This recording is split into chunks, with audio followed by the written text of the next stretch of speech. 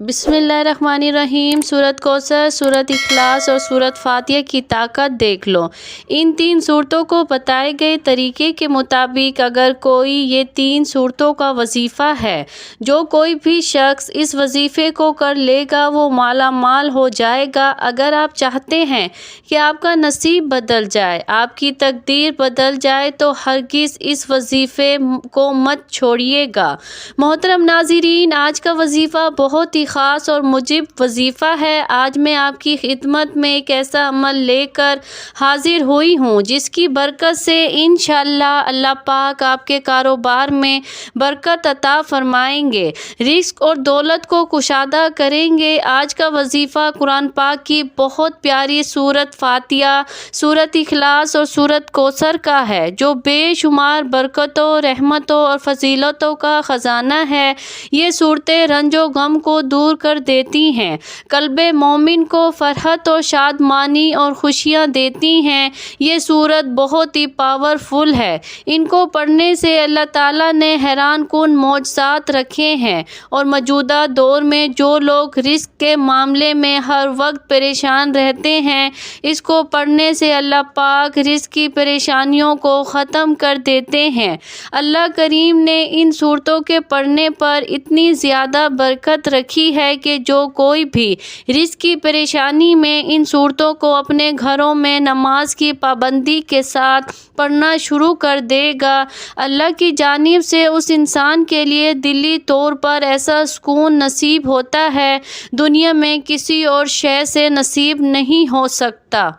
اور یہ کتنی بڑی سعادت ہے انسان کے لیے۔ 2 سال قبل ایک بہن بار بار کہہ رہی تھی، وہ اپنی ایک ہی پریشانی کا بار بار ذکر بتاتے ہوئے کہہ رہی تھی کہ میرا خاوند سعودی عرب میں ایک کمپنی کے ساتھ کام کرتے تھے۔ اس وقت گھر کے حالات بہت ہی اچھے تھے۔ آپ جانتے ہیں جب انسان کے حالات اچھے ہوں تو اس کا فرق گھر کے ماحول پر ہی پڑتا ہے۔ بچے اچھے اسکولوں میں پڑھتے ہیں، ان کا کھانا پینا سب سے اچھا ہوتا ہے۔ پھر انہی دنوں میں ایسا ہوا کہ اچانک سعودیہ میں وہ کمپنی بند ہو گئی اور خاوند پاکستان آ گئے۔ جیسے ہی وہ پاکستان آئے تو کچھ عرصے تک وہ کافی کمپنیوں میں کام کے لیے اپلائی کرتے رہے، مگر کسی نے ایسا رزق باندھ کر رکھا تھا کہ پھر دور دور تک امید نظر ہی نہیں آ رہی تھی۔ ان کو کیسے نوکری ملے؟ پھر پاکستان میں بھی وہ مارے پھرتے رہے۔ آپ خود ہی اندازہ لگا لیں کہ اچھے حالات سے جب اچانک حالات تبدیل ہونا شروع ہو جائیں، اس وقت کیا نوبت آتی ہے۔ کچھ جمع پونجی تھی وہ بھی ختم ہو گئی، اب قرض بھی کافی چڑھ گیا تھا، سمجھ نہیں آ رہی تھی کہ کیا ہو گیا ہے، کسی کی نظر لگ گئی یا ایک دم سے حالات ہی بدل گئے۔ اپنی گاڑیوں میں جاتے گھومتے تھے، اب حالات ایسے ہو گئے کہ گاڑیاں بھی فروخت کر ڈالی۔ کسی نے خاوند کو مشورہ دیا کہ ریفریشمنٹ کا بزنس شروع کر لو، کچھ نہ کچھ تو گھر کا روزانہ کی بنیاد پر آتا ہی رہے گا، جس سے گھر کا خرچہ نکلتا رہے گا، ورنہ جو تمہارے حالات ہے یا تمہارے پاس جو جمع پونجی ہے یہ تو ساری ہی ختم ہو جائے گی۔ پھر لوگوں سے یہ قرض لیتے رہنا اور تمہاری نسلیں بھی قرض دیتی رہیں گی۔ بندے کی بات میرے خاوند کے دل پر لگی، انہوں نے مجھ سے مشورہ کیا تو میں نے بھی انہیں انہی کام کی اجازت دے دی۔ پھر انہوں نے ریفریشمنٹ کا کام شروع کیا تو وہ بھی نہیں چل پایا، بڑی مشکل سے اس کا کرایہ پورا ہوتا تھا۔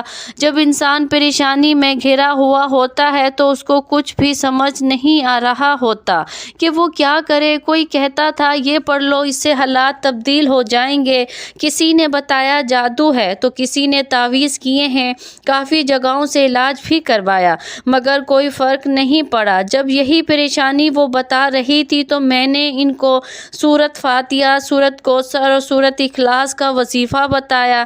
جیسے ہی انہوں نے یہ عمل شروع کیا، 1 ماہ ہی گزرا، دوبارہ اللہ کریم نے کاروبار اس طرح بڑھایا کہ خاوند کا ریفریشمنٹ کا کام ایسے چل پڑا۔ اب 1 ماہ میں بہت اچھی آمدنی ہوئی۔ ہم نے ان کو یہ بتایا کہ آپ اس عمل کو جاری رکھیں، اس سے آپ کو اتنی دولت اور ملے گی، آپ کی نسلوں کے لیے کافی ہوگی۔ اللہ پاک آپ کو اس عمل سے ایسا رزق جاری فرما دیں گے کہ وہ 7 نسلوں تک کبھی ختم نہیں ہوگا۔ وقت کو مد نظر رکھتے ہوئے وظیفے کی طرف چلتے ہیں۔ سب سے پہلے آپ اپنے گھر میں نماز کو معمول بنانا ہے۔ کوئی فرد ایسا نہ ہو جو نماز نہ پڑھے، کیونکہ نماز فرض ہے۔ اگر ساری رات آپ تہجد پڑھ لیں تو صبح اگر فجر آپ سے رہ جاتی ہے تو ساری رات آپ کے سکین میں گزری ہوئی اس کا کوئی فائدہ نہیں۔ نماز کی پابندی اپنے اوپر لازمی کر، پھر ہر نماز میں 11 بار سورۃ فاتحہ، پھر 11 بار سورۃ اخلاص اور پھر 11 بار سورۃ کوثر پڑھیں۔ یہ عمل آپ کو 40 دن تک تو ضرور کرنا ہوگا۔ عورتیں ایام خاص میں یہ عمل نہیں کر سکتی، البتہ گھروں میں مرد حضرات یہ عمل جاری رکھ سکتے ہیں۔ انشاءاللہ جس دن آپ یہ عمل شروع کریں گے آپ خود ہی دیکھیں گے کہ آپ کا ہر آنے والا دن گزرے ہوئے دن سے مزید بہتر ہو جائے گا۔ بس اللہ کی ذات پر امید رکھیں، رب کریم کبھی آپ کو مایوس نہیں کریں گے۔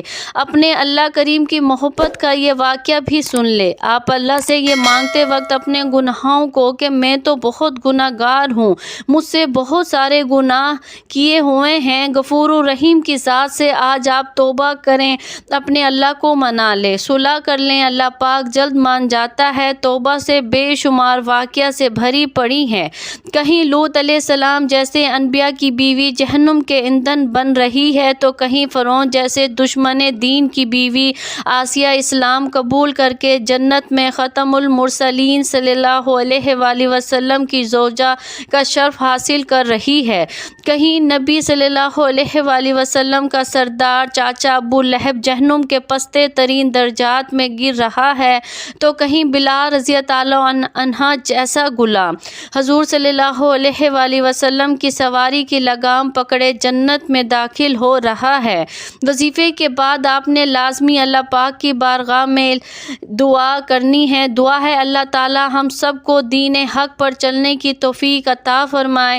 اللہ تعالی ہم سب کو نبی پاک صلی اللہ علیہ وآلہ وسلم سے پکی اور سچی محبت نصیب فرمائے۔ اور اللہ تعالی سے دعا ہے کہ جو لوگ پریشان ہیں اللہ تعالی سب کی پریشانیوں کو دور عطا فرمائے اور ہم سب کو 5 وقت نمازیں باجماعت ادا کرنے کی توفیق عطا فرمائے۔ دعا ہے کہ اللہ تعالی میرا سنانا اور آپ کا سننا اپنی بارگاہ الہی میں قبول اور منظور فرمائے۔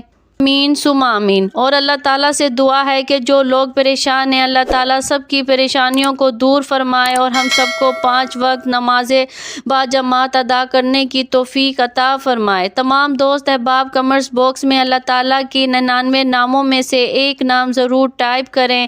ویڈیو اچھی لگی ہو تو ویڈیو کو لائک، شیئر اور سبسکرائب ضرور کر دیجیے گا۔ دعاؤں میں یاد رکھیں۔ اللہ حافظ۔